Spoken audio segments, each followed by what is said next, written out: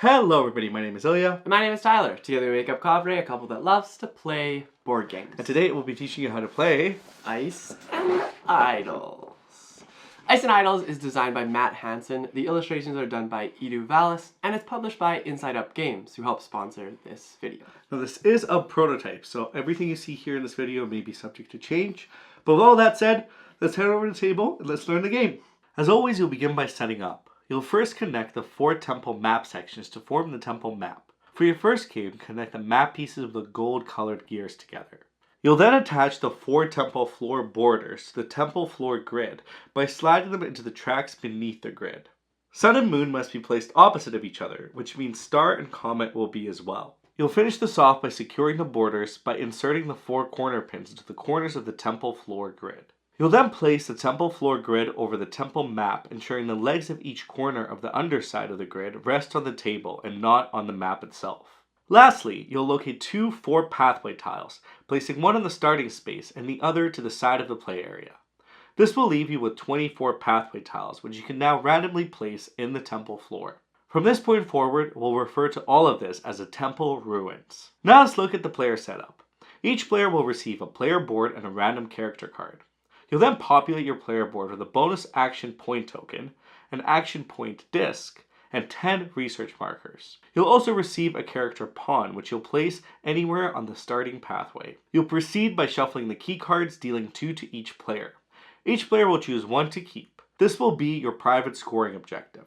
You'll place the research track near the temple ruins within reach of all players. Shuffle all the victory point tokens and place 1 at random at the bottom of each column. For 2-player games, use research markers to fill these spaces. For 3 players, it'll look like this. Leave as is in a 4-player game. You'll then place the idol tokens sorted by color next to the research track within reach of all players. You'll form the event deck based on your player count and shuffle thoroughly.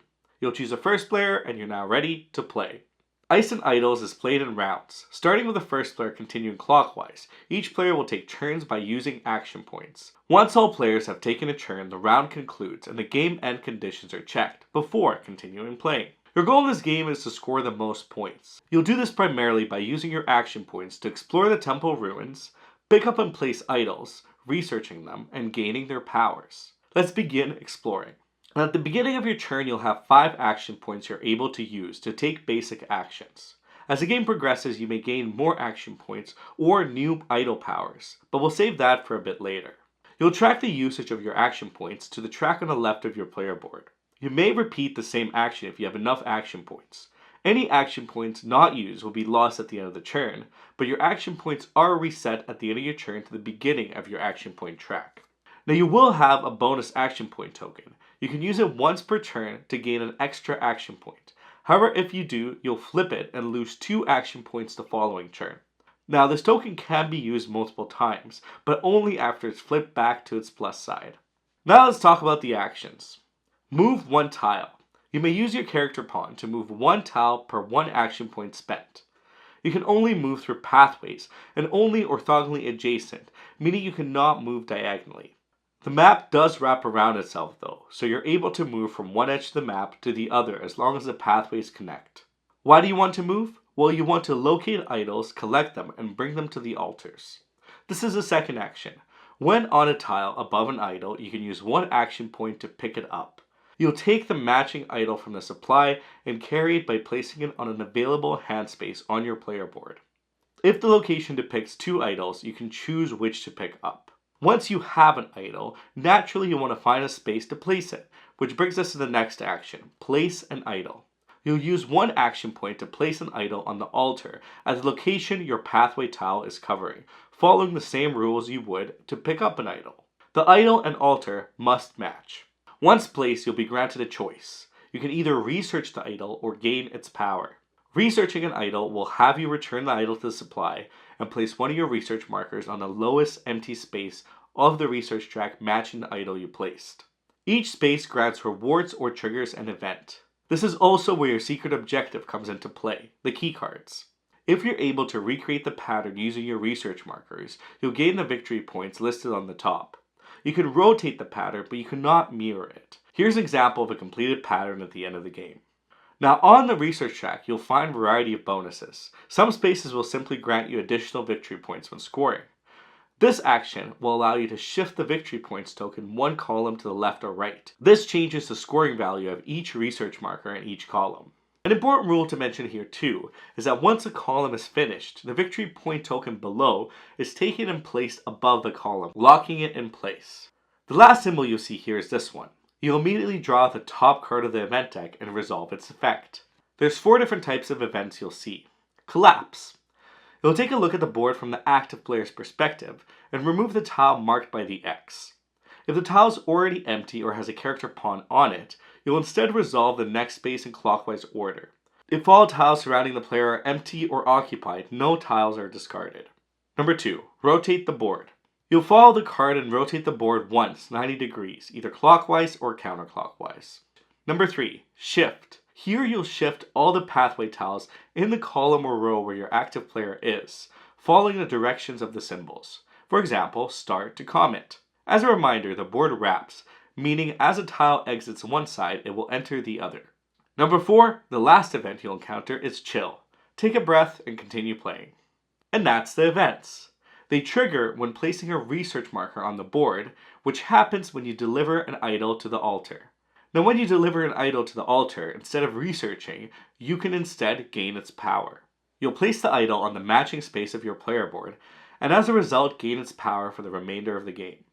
You can use it immediately as well, as long as you have the action points if necessary. Now when placed, you'll also draw an event card. Now let's go over the abilities. Sapphire permanently increases your base action points from 5 to 6. The Tiger's Eye permanently increases your carrying capacity to 2 different idols instead of 1. Ruby costs 1 action point to use, and allows you to rotate a pathway tile once, 90 degrees clockwise or counterclockwise. You can choose any tile except one with another player on it. You can rotate the tile you're on as long as no other players are on it. Gold costs 2 action points to use, and allows you to slide a pathway tile one space orthogonally into an empty space. The same rule applies as previously. You cannot slide a tile that is occupied by other players, but you can slide the tile you're on as long as you're the only one there. Lastly, Jade costs 2 action points to use, and gives you the ability to rotate the temple ruins 90 degrees clockwise or counterclockwise. And that's placing an idol. Now the last action you can take on your turn costs 0 action points. It is dropping an idol in case you no longer want to carry the one you're currently holding. You'll return it to the supply. Last I'll mention is that each character has an ability. They're rather costly in action points, but can give you an advantage when you most need it. For example, the Keysmith can use 4 action points to jump over a tile, as long as the pathways line up in the tile that's being jumped to. And that's the game. You'll keep playing, taking turns, exploring the temple ruins, delivering idols until all 4 columns have been filled on the research board. Or one player has placed all 10 of their research markers. You'll finish the round and proceed to final scoring. You'll first score points on the research track, corresponding to the amount on the column, either above or below. You'll multiply this number by the research markers you have in the column. You'll then add up any points you received as bonuses from the research tracks. If you've gained all 5 idol powers, you'll gain 8 victory points. And finally, you'll check to see if you've matched the pattern of your blueprint. If you did, you'll score the indicated number of victory points. Now this can only be done once, even if you completed the pattern multiple times. You'll add up the points, and the player with the most wins. And that's Ice and Idols. Will you outwit and outmaneuver your opponents? Ooh. Only time will tell. Only time will tell. If you have any questions about this game, please let us know down in the comments below. We'll be sure to try and get you an answer for them. And if you liked this game, or if you had any thoughts on this game, feel free to add those comments too. Yay. Now this game is coming to crowdfunding, so learn everything you need to know about it in the link in the description. Just click it, read through, see if this game is for you. Mm-hmm. Until next time though, we've got a question of the day. We do. You almost went to the outro. Now the question of the day is, what would you love to find in an ice cave?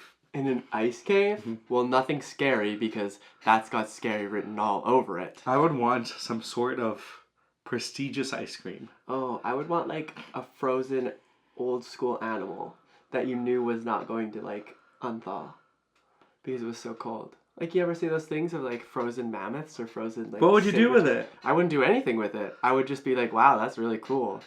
I could eat the ice cream. Sure, but I could also go get ice cream after. Anyways, let us know your answers down below, and we'll leave it at that.